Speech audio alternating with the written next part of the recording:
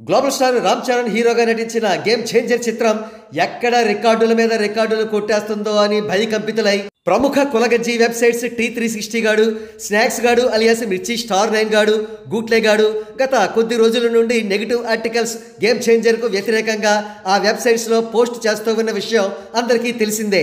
కాగా మెగా హీరోలకు పడి ఈర్ష్యతో కన్నీరు మున్నీరుగా ఏడవడంలో ఈ వెబ్సైట్లందరికీ తాత మన గ్యాస్ ఆంధ్ర తాత. ఇండస్ట్రీలో అందరూ కూడా ముద్దుగా ఈ గ్యాస్ ఆంధ్ర మూర్తి తాతను బ్లాక్మెయిల్ తాత అని పిలుస్తారు. ఈ గ్యాస్ ఆంధ్ర గారికి ఒక అద్భుతమైన స్పెషాలిటీ ఉంది. వీడు నెగిటివ్ రేటింగ్ ఏదైనా సినిమాకి ఇచ్చాడంటే ఆ సినిమా హిట్, ఒకవేళ పాజిటివ్ రేటింగ్ ఇస్తే ఆ సినిమా ఫట్. ఇకపోతే ఈ గ్యాస్ ఆంధ్ర గాడు లేట్గా అయినా లేటెస్ట్గా గేమ్ చేంజర్పై నెగిటివ్ ప్రోపగాండా మొదలుపెట్టాడు. తాజాగా పచ్చి అబద్ధాలతో భయంకరమైన కామెడీతో ఒక నెగిటివ్ ఆర్టికల్ను గేమ్ చేంజర్కు వ్యతిరేకంగా పబ్లిష్ చేశాడు. ఆ ఆర్టికల్ను అనలైజ్ చేద్దాం. రామ్ చరణ్ హీరో, శంకర్ దర్శకుడు, దిల్ రాజు నిర్మాత. దాదాపు 300-400 కోట్ల బడ్జెట్.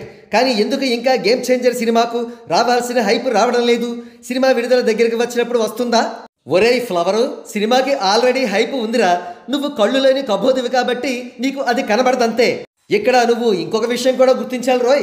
శంకర్ దర్శకుడు అని మెన్షన్ చేశావు, కానీ శంకర్ గారు రీసెంట్గా ఇండియన్ 2 ఫ్లాప్ ఇచ్చి ప్రస్తుతం అండర్ పెర్ఫామ్ చేసిన స్థితిలో ఉన్నారు. అలాగే దిల్ రాజు గారికి ఇటీవల సరైన హిట్స్ లేవు. ఇప్పుడు గేమ్ చేంజర్ మీద బిల్డప్ అయిన మొత్తం హైప్ రామ్ చరణ్ గారి పేరు మీద రిజిస్టర్ అయి ఉంది. గేమ్ చేంజర్కు ప్రధాన లోపం సరైన పాట పడకపోవడమే అన్న టాక్ ఒకటి ఉంది. మచా మచారా పాట బాగా పాపులర్ అయింది, కానీ అది హీరో ఇంట్రడక్షన్ గ్రూప్ సాంగ్ లాంటిది. మరో పాట రొమాంటిక్ డ్యూయెట్ వదిలారు, విజువల్స్ బాగున్నాయి, కానీ పాట ఎక్కడా వినిపించడం లేదు.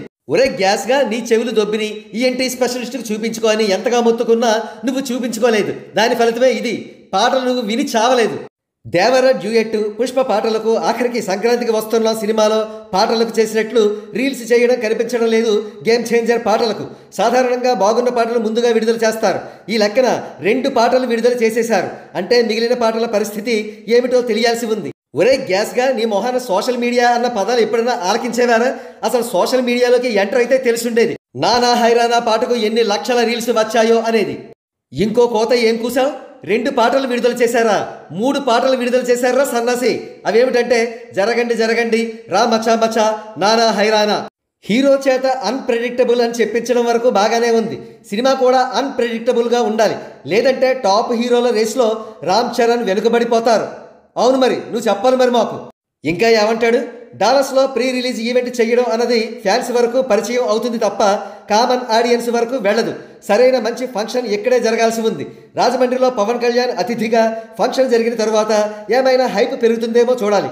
ఏంట్రా ప్రీ రిలీజ్ ఈవెంట్ అంటే ఆడిటోరియంలో ఎంతమంది జనాలు ఉన్నారో వాళ్ళకి మాత్రమే పరిమితం అనుకుంటున్నావా? వెర్రి పుష్పం. ఆ ఈవెంట్ను లైవ్లోనూ రికార్డెడ్గాను కోట్లాది మంది జనాలు చూస్తారనే విషయం నీకు తెలియదారా? ప్రస్తుతానికి అయితే సినిమా పరంగా, వదిలిన కంటెంట్ పరంగా, సోషల్ మీడియా హడావిడి రకంగా చూసుకుంటే గేమ్ చేంజర్ వెనుకబడే ఉంది. దానికన్నా అదే సంక్రాంతికి వస్తున్న సినిమాకు హడావిడి ఎక్కువ ఉంది. ఈ ఆర్టికల్లో ఎక్కడ దొరికినా ఎక్కడ దొరకకపోయినా ఎక్కడ దొరికేసేవరా? 100 కోట్ల సినిమాకు 1000 కోట్ల సినిమాకు పోటీ పెట్టావు చూడు, సరిగ్గా ఇక్కడే కనబడుతుంది. నీకున్న ఈర్ష్య, అసూయ, కసి, కోపం, ఉక్రోషం అన్నీని. ఇదే ఉక్రోషంతో, ఇదే డిప్రెషన్తో, ఇదే ఫ్రస్ట్రేషన్తో నువ్వు కలకాలం బతుకు. తథాస్తు.